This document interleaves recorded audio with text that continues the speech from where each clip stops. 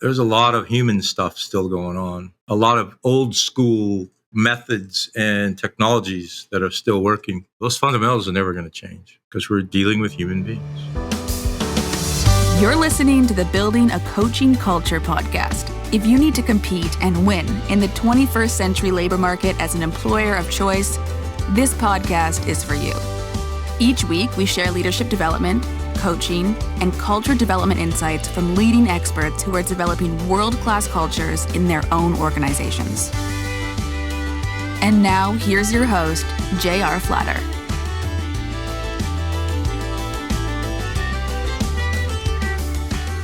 Hey, welcome back, everybody. J.R. Flatter here with my shotgun Lucas. Hello. How you doing?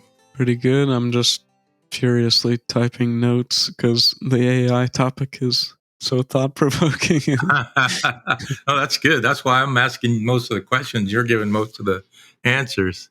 So now you and I are largely in the learning and development space and generative AI with regard to learning and development. And then specifically focusing on return on investment. Because it doesn't matter whether you're government or private industry, you want a return on your investment. So every dollar spent, you're going to get what in return? So that's what this discussion's about. See if we could shed the light on a few things for our listeners. I mean, I think AI is one of the areas, and we mentioned in our first discussion, gaining new knowledge. That's one of the areas where it can have a strength. If I want to summarize a bunch of different information, summarize it with different wording, give me the next thing to learn based on these 5 things. I think that can all be aided by AI. Mm-hmm. So I see this phrase, enhance learning materials. So you've created curriculum and delivered curriculum. How do you see generative AI giving me enhanced learning materials? I think the dream, so for like past the initial stages, the dream would be that I understand how this particular student needs or wants information to be presented, and it's tailored to each student. So based on these 5 curriculum points that every student needs, generate visuals, audio, video, whatever that they might need that would be the most effective for that individual. Yeah, I think about this in regard to our own content. So you and I teach large cohorts globally, and usually to a single audience with a single deck. And so the customization comes when the individual comes into the conversation and asks a specific question related to their use study or their personality, whatever it might be. How could we take our content to the next level using generative AI and this enhanced style of learning? I think you kind of prompted a thought where, maybe it is the same, maybe it's not personalized the deck, but then there's, we kind of synthesize how we might answer questions, and maybe the AI has learned our answering style to the point where maybe they can ask questions without asking, just asking a question individually with, oh, can you explain this? And it sounds like you or I, but it's a language model. And is this going to become like the peripherals world where I don't try to create this content on my own? I use an existing peripheral to help me augment that capability. Do you mean on like the creating presentation kind of? Yeah. So if, let's say we have 200 plus decks in our catalog, and we began using generative AI to customize the experience for an individual. Would I need an intermediary, or is that something I create in-house?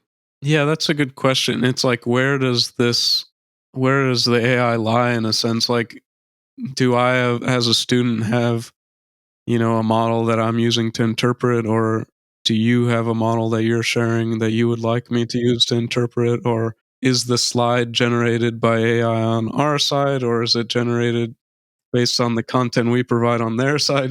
So it's almost like what is the source and how does it get manipulated and where kind of thing.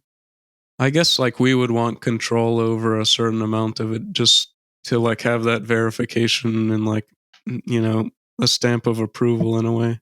I could give you an example. So, psychometric testing, which you and I use a lot, I tell people, and I would never attempt to create a psychometric tool.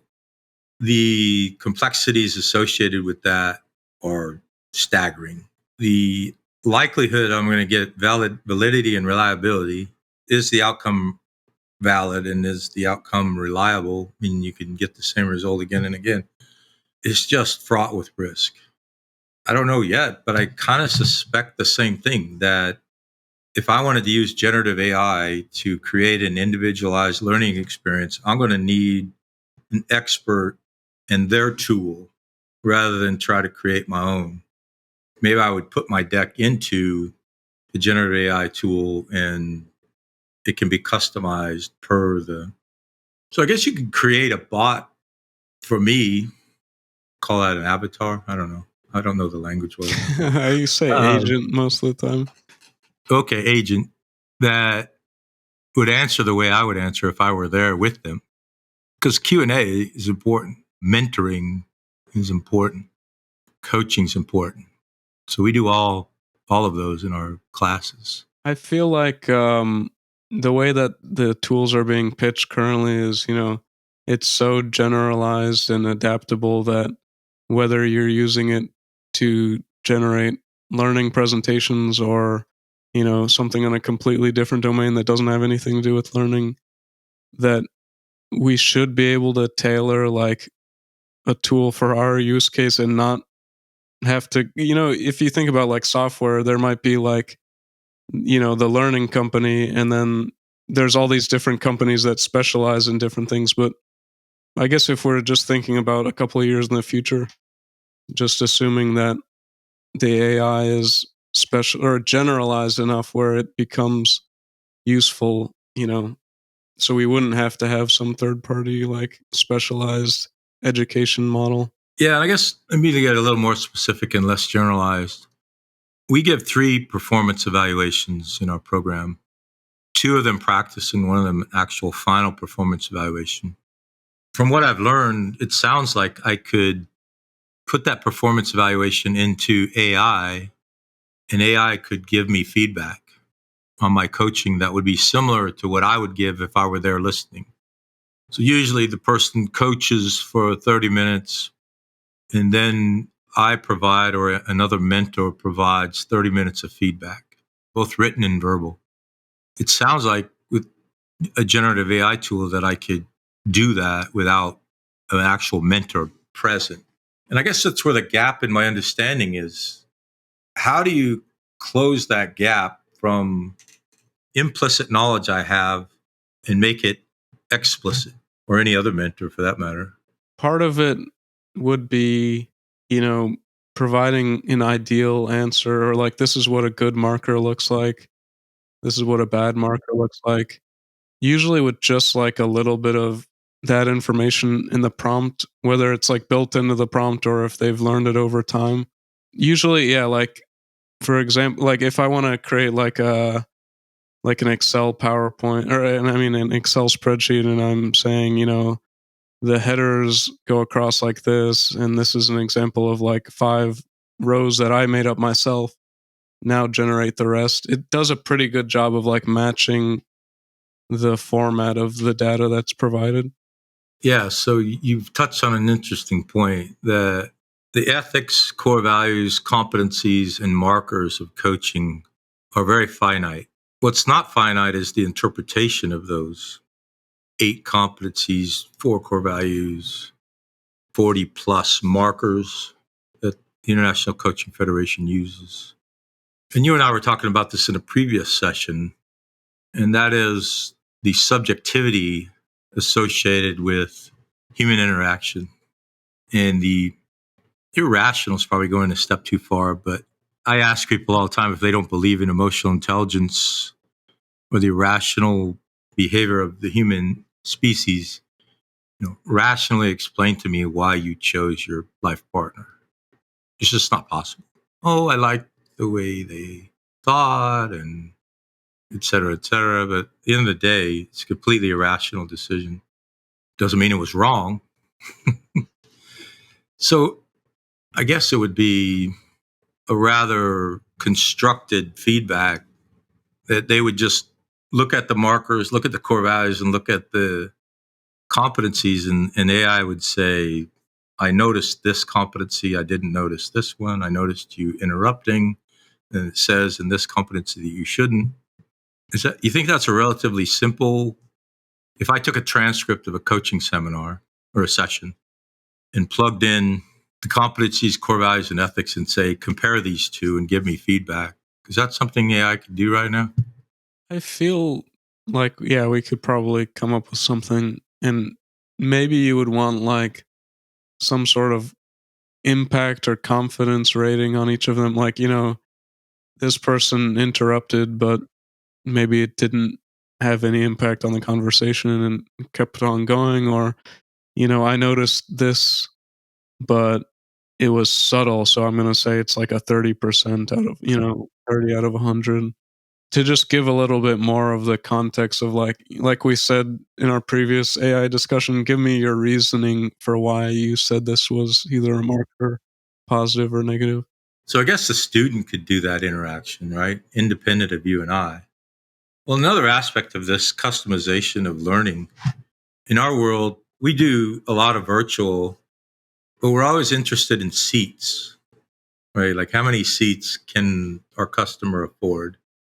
Or how many seats have they budgeted for? But if you're using AI customization, there might be a small licensing fee associated with the interaction. But beyond that, the scalability is infinite. And this need to talk about seats kind of goes away. And I guess it goes back, some of the same concerns of online learning. Is the student actually learning it? Are they doing the required reading and practice? But at the end of the day, the performance evaluation and the mentoring. So part of the journey to a coaching accreditation is an interaction with a mentor over time to get in a very intimate environment observed. So one would hope that ferrets out people who are perhaps not as engaged as they might be, and those who are getting it. And then, so what we teach cohorts, and each cohort has its own personality, and each person within the cohort learns at their own pace. Yet we're teaching the cohort, and a customized solution would be able to teach at their pace, or give them, if you subscribe to Malcolm Gladwell's ideal that it takes 10,000 reps to become an expert, they could get reps independent of us. Right now, we try to give them reps in session. They get reps in their mentor coaching. They get reps in the live coach training in the evening. But if there was a customized solution, they could get infinite reps.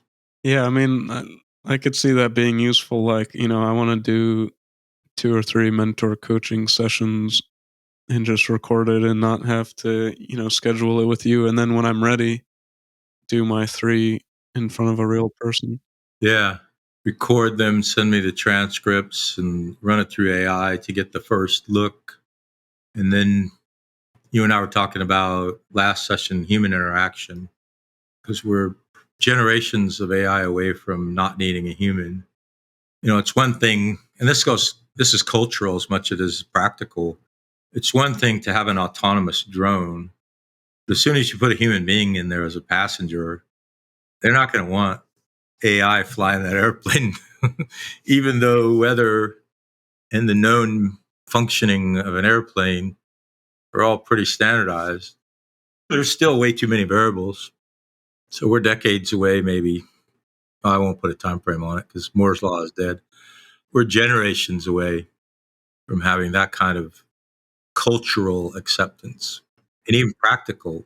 Yeah, you touched on the whole I'm in the plane and the AI is responsible for my safety, but what investment does the AI have in my safety versus what investment I have? I think when you talk about education and like the difference between self-directed learning and like learning in a school context or a class context or in the cohort, there's somebody that's responsible for my learning outcomes in a sense, their reputation, their integrity, etc. And like if I'm not learning it, there's an expectation that there's going to be, either more resources provided or, some kind of discussion. Whereas if it's just there's no humans involved at all, it's like, who cares ultimately at the end of the day? Yeah, now you sound like my lawyer when we were setting up my estate plan. You're dead. Why do you care? Well, I love human beings who are going to still be alive. You've just reminded me of something I say all the time, and I always learn from you. And so this time I've learned not only are bureaucracies incapable of loving you, AI is incapable of loving you. AI doesn't know you as a person. I don't even know what metaphor you might use. So when I was talking to the AI this morning, who am I talking to and who do they think they're talking to, right? There's no expectation of human to human interaction there. It's my brain and that data. So you take a step back and you talk about emotional intelligence, is willingness and ability to make a connection with a human being. Yeah, that's a long way away.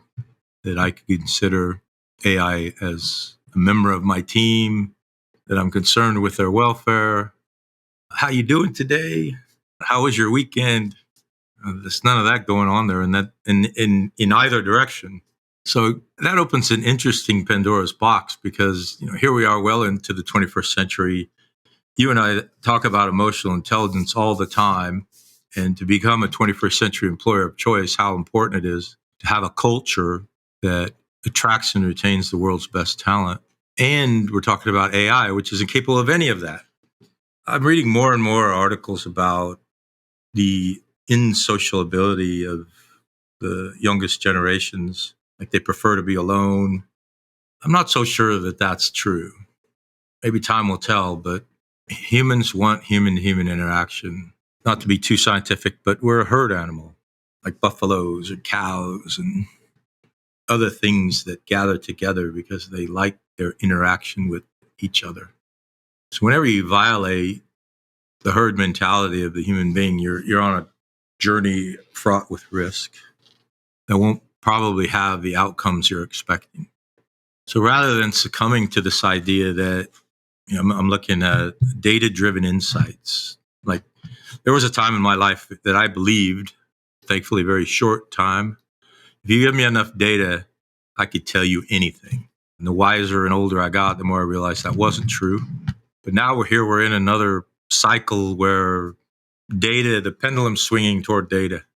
Give me more data, give me more data. And I think that's part of the draw to AI, is you can have data-driven decisions.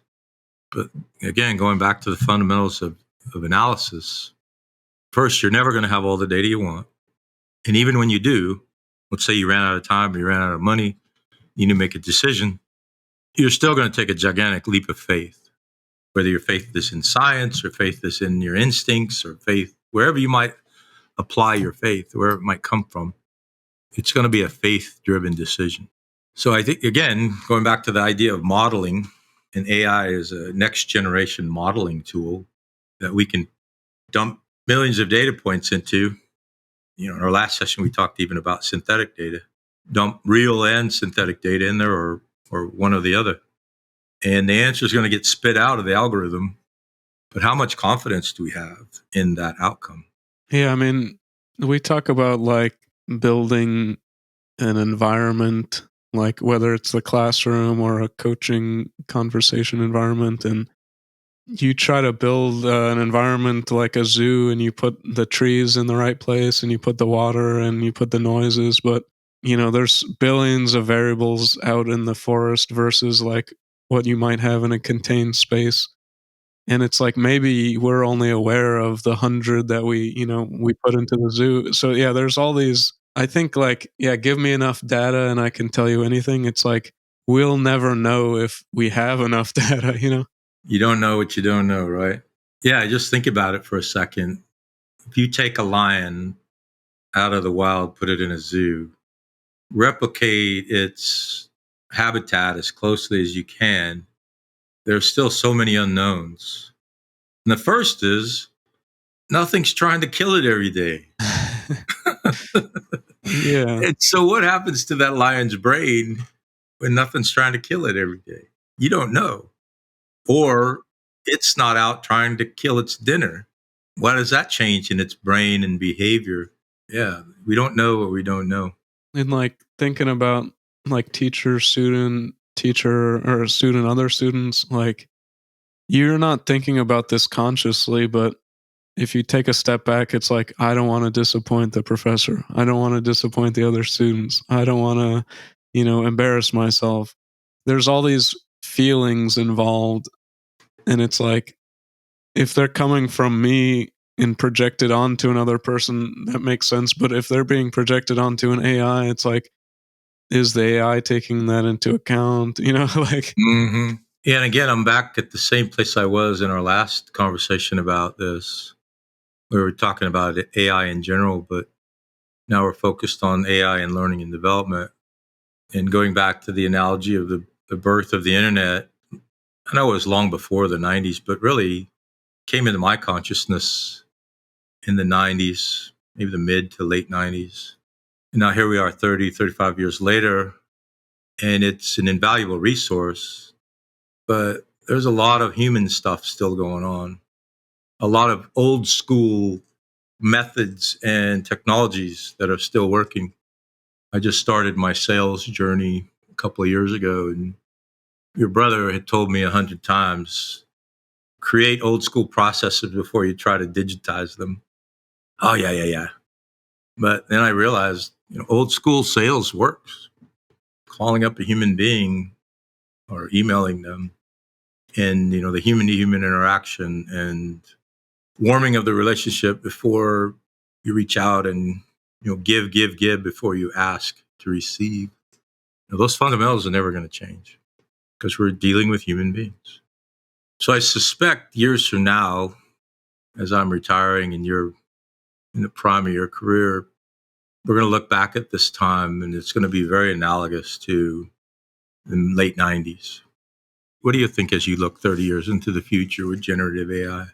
yeah, I guess, I mean, if I look really far, past these barriers we are currently seeing, maybe I do see myself embarrassed in how I'm speaking with an AI, or wanting to please them in a way, or not wanting to disappoint them, and having those feelings, because the barrier has kind of been crossed. But I think now, I'm seeing all these barriers the more we talk about it. And it's not that it's not useful at all for education, but maybe it's more analogous to like self directed learning, where it's like, you know, this textbook can teach you everything you need to know about X, Y, and Z. It helps if I have the internet to help me gain additional context. And it helps even more if I have like an AI assistant that can, explain the book. But it's still self-directed, like there's no